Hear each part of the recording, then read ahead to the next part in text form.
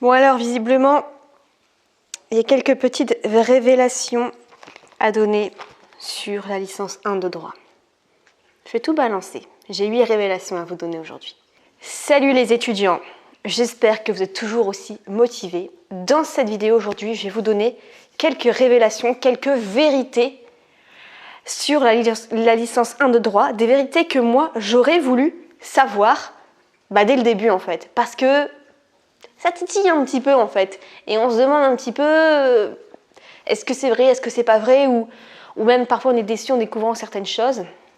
Donc je vais vous donner ça tout de suite, et si c'est pas encore fait, j'ai une formation gratuite sur la concentration, des secrets pour bien s'organiser, pour bien se concentrer et tout ça. C'est une formation d'1 heure qui vous est offerte, et c'est le premier lien en dessous de cette vidéo.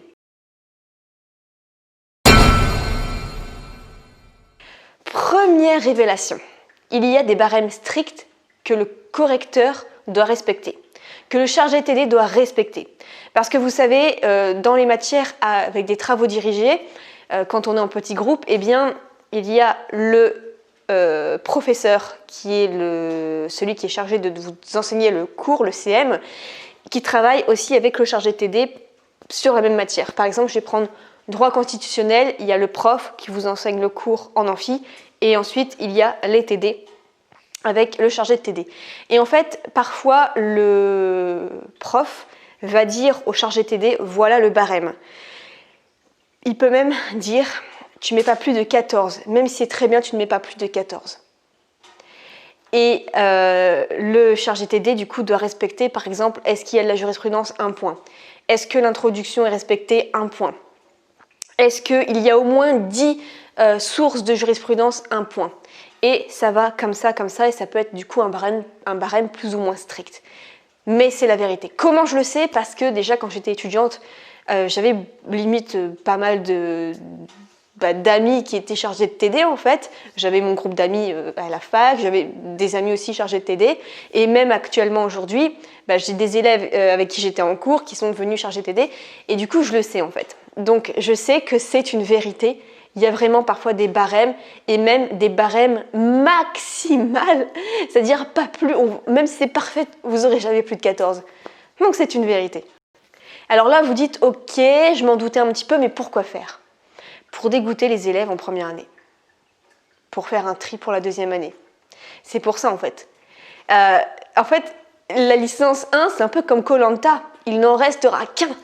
Non, il n'en restera que 20% en fait. Mais c'est pour ça, c'est pour faire un tri au maximum. Et beaucoup de personnes se disent « Ouais, moi je suis en licence de droit et tout ».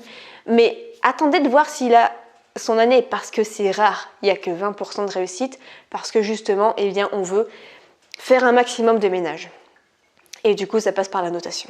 Et je me souviens, quand j'avais été aux portes ouvertes pour aller découvrir la fac de droit, il y avait encore les résultats des rattrapages qui étaient là. Il y avait encore, parce qu'à l'époque, il y avait encore les notes qui étaient affichées. Maintenant, c'est juste marqué à journée ou à demi. Mais à l'époque, il y avait encore les notes. Ça commence à remonter. Et donc, quand je voyais la moyenne à peu près, c'était 4 sur 20. Et je me suis dit, ouais, c'est ça la fac. Mais bon, c'était pas les notes de la licence, enfin c'était pas... Tous ceux qui avaient réussi avaient déjà eu leur année, et là c'était ceux qui étaient au rattrapage et qui venaient au rattrapage aussi pour toucher la bourse, parce que c'est aussi une condition en fait. C'est pour ça aussi qu'il y en a plein qui ont des mauvaises notes, ils viennent juste pour toucher la bourse. Il n'y a aucun jugement là-dessus, c'est aussi en attendant de trouver quoi faire d'autre. Deuxième petite révélation. Il y a beaucoup de profs en droit qui sont dans la théorie, qui ont été que profs de droit dans leur vie et qui n'ont jamais appliqué le droit dans la vraie vie, qui n'ont jamais appliqué la pratique dans un cabinet d'avocat face à un cas d'affaires, etc. Donc ils sont très scolaires et du coup c'est un peu embêtant parce que c'est pas aussi rigide que ça dans la pratique. On s'adapte, ça reste quand même quelque chose qui doit être humain, c'est pas que carré, c'est pas droit, etc. Ça s'adapte et parfois on s'adapte, je vais pas dire que ça devient tout le contraire de la règle, mais franchement c'est très différent. Et c'est ça qu'on peut reprocher parfois aux profs parce que c'est compliqué. Et du coup j'en arrive à ma troisième révélation qui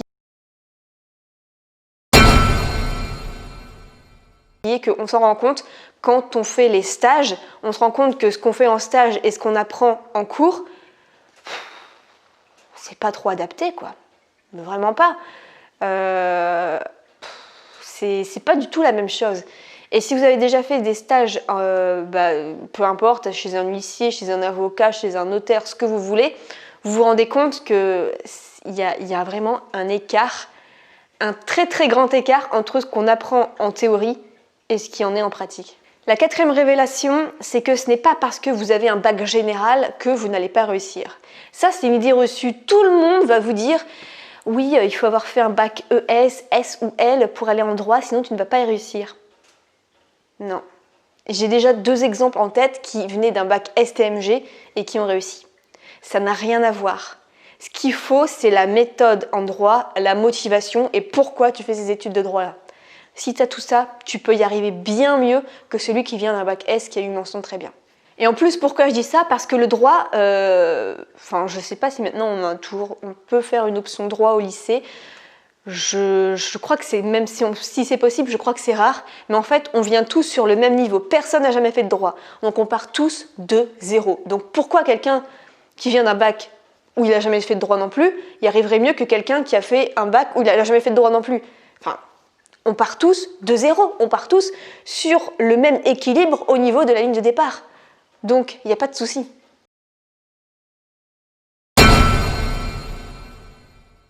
Cinquième révélation, attention, elle est un petit peu hard celle-là, mais c'est que c'est justement dans la licence de droit où il y a le plus d'injustice, il y a le plus de corruption. Je m'explique, en fait, c'est là où on va faire jouer le réseau, ou c'est parce que tu es le fils du procureur, alors tu as eu 9,80 et du coup on va donner les 20 centièmes de points qui te manquent pour avoir ton master, ta licence. Je parle en connaissance de cause, alors que toi à côté tu as 9,92 et comme tu es la fille de personne, dégage, on te répond même pas, tu dégages. Et si tu es le fils de procureur, là tu vas avoir des points. Il y a plein d'injustices comme ça. Malheureusement, il y en a plein. Ça, c'est celle qui m'a le plus marquée, je crois. Mais il y en a plein comme ça. Tu vas voir quelqu'un qui a 9, peut-être 98. On ne va pas lui donner les 2 points alors qu'il est totalement méritant et que ce n'était pas une matière à t'aider, etc., qui ne va pas avoir les points. Et tu vas voir quelqu'un qui a 9, même j'ai déjà vu à 9,75 et tout. Enfin, c'était un truc de fou. Et pourtant, c'est une matière à t'aider qui lui manquait. On lui a donné les points. Enfin, tu dis, elle est où la... C'est quoi le délire? Mais il n'y a pas que dans ça. Ça encore, bon, tu l'as pas eu, c'est un peu de ta faute quand même, un peu beaucoup. Mais il y a plein d'injustices, même dans les notations. Dans les notations, mais... combien de fois j'ai comparé ma copie avec des simples questions-réponses, quoi. Avec d'autres personnes, c'était pareil, et pourtant, l'une a eu 8 et l'autre a eu 15. What? Pourquoi?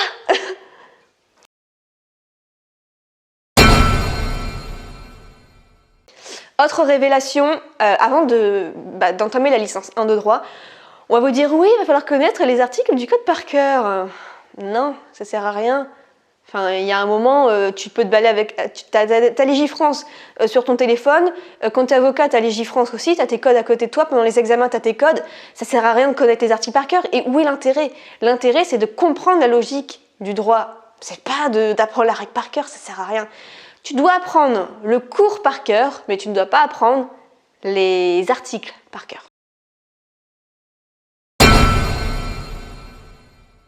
Autre révélation, en fait, il y en a beaucoup qui vont vous dire oui, en droit, il n'y a que des bourges. Bah non, pas tant que ça en fait. Il y en a beaucoup qui ont la bourse et qui sont très bien, quoi. Donc il n'y a pas que des bourges. Après, ça dépend des facs. Je sais que genre à Paris, Assas ou tout ça, il y en a beaucoup plus, c'est vrai. Même si ça tend à diminuer d'après certaines ressources. Et donc, ce qui se passe, c'est que non, il n'y a pas forcément que des bourges, mais il y a plus d'une bonne moitié qui se la pète. Les étudiants en droit ont vraiment le melon, je trouve. Alors surtout en première année de licence, parce qu'ils se disent « Ouais, moi je fais des études de droit. » Ouais, attends d'avoir ta première année déjà. Puis on en rediscute, hein, parce que dire qu'on est en licence de droit en première année et qu'on n'a encore rien validé, Non, je ne suis pas d'accord. Donc il faut vraiment attendre. La licence 1 à passer, c'est pour moi la plus difficile.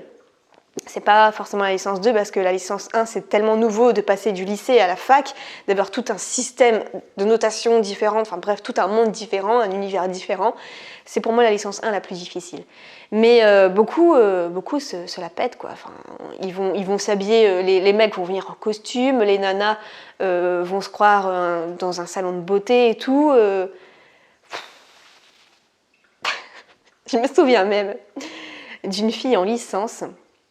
Elle passait son temps à faire ça avec ses cheveux, à prendre son petit ciseau et à couper tous ses petits cheveux cassés.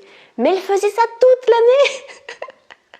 Mais ouais, franchement, c'est vrai que la plupart des étudiants, voilà, ils se prennent pas pour de la merde quand même.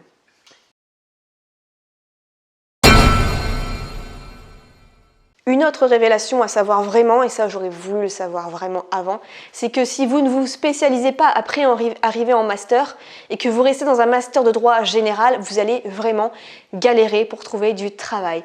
Donc franchement, moi c'était un master assez général quand même, en plus c'était master droit privé, des affaires et européen, donc c'était très général quoi, et donc du coup c'est pour ça en fait que moi j'avais voulu me spécialiser en droit du travail, je me suis spécialisée en droit du travail, c'est ça qui m'a vraiment sauvée. Et du coup, la spécialité en droit du travail, il y a du travail dedans. Il y a vraiment beaucoup de travail. Surtout si vous vous spécialisez dans la branche harcèlement moral. Alors là, il n'y a pas de souci pour trouver du boulot. Mais si vous restez dans un master en droit civil, en droit privé général, vous allez vraiment galérer. Donc spécialisez-vous.